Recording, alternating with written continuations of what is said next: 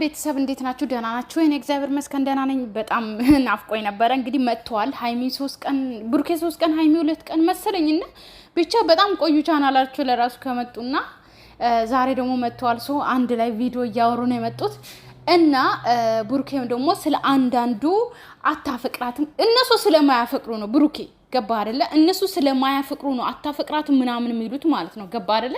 ሲቀጥል ደግሞ ብሩኬ ለሴት ልጅ ምን ያክል ክብር እንዳለው ምን ያክል ስለ እናቱ አውርቶ እንደማይጠግብ በደንብ ታውቃላችሁ ሁላችሁ ማለት ነው። ገባችሁ አይደለ?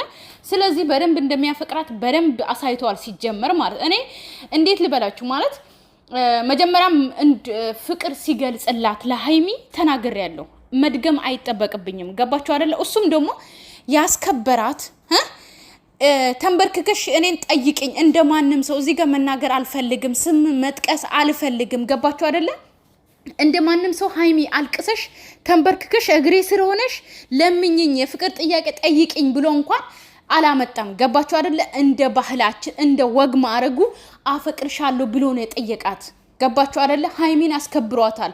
ማንም ሴት እየመጣች እያለቀሰች ወንድ እግር ስር እየሆነች እየተንበረከከች ብዙዎችን አይተናል። ሴትን ምን ያክል ዝቅ አድርጎ ሴት ልጅ ቀለበት እንድታረግለት ሴት ልጅ ተንበርክካ ፍቅር ጥያቄ እንድትጠይቅ የሚያረጉ በጣም ብዙ ወንዶች አሉ። በሚሊዮን መቁጠር እንችላለን። ገባችሁ አይደለ? ስለዚህ በዛ ሁሉ ብሩኬ ግን ሴትን አስከብሮ በስነ ስርዓት ለሴት ልጅ የሚገባውን ክብር ሰጥቶ ነው የፍቅር ጥያቄ ጠየቃት። ገባችሁ አይደለ? ባያፈቅራት አይጠይቅም። ባያፈቅራት ኖሮ ነው 10 ሴት መቀየር ቢፈልግ ኖሮ ሃይሚን ባያከብራት ነይና እግሬ ስር ተንበርክከሽ የፍቅር ጥያቄ ጠይቅኝ 3 ቀን 4 ቀን በኋላ መልስ ሰጥሻለሁ ብሎ እንደዛ ያደርግ ነበር። ግን እንደሱ አይደለም። ገባችሁ?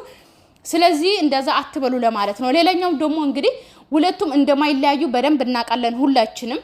ገባችሁ አይደለ? ሃይሚ እርግጠኛ ነኝ በድንገት መጣ ሃይሚ መጣች ተብሎ ቪዲዮ እንደሚመጡ ደግሞ በእርግጠኝነት እናገራለሁ። ሶ ሌላኛው ደግሞ አዲስ አመት እየቀረበ ነው። አይታችሁ ከሆነ ሃይሚና ብሩኬ እንደማንም ሰው አዲስ አመት ላይ የሆነ ነገር ላይ አመት በዓል ከኛ ጋር ማሳለፍ ከኛ ጋር መዋል ለኛ ጥሩ ነገር ለኦዲየንሶቻቸው አመት በዓል ላይ በቃ የሆነ ነገር ብቻ አንድ ጊዜ ብቻ ይመስለኛል ጥምቀት ላይ ነው የሆነ ጊዜ ላይ ብቻ ነው እንትን የሆኑት እንጂ ሁሌ በቃ አይደለ አክብሮ ቡና እያፈሉ ደስ ብሎ አንድ አይነት ለብሶ ነው የሚመጡት ወይም ደግሞ ቡታጅራ ሄዶ ነው የሚያሳልፉትና ቢያንስ ለአብሶ በቃ አይደል አረብ ሀገር ያሉትም የኛን እያዩ ደስ ይበላቸው እኛ አንከፋም ብሎ እነሱ አመት ባላቸውን የሚያከብሩ ናቸውና አዲስ አመት እየመጣ ነው። ሰው ይታረቃሉ፣ አንድ ይሆናሉ።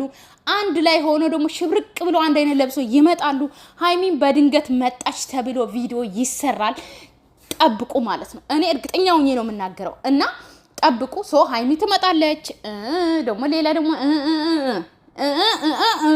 ኦኬ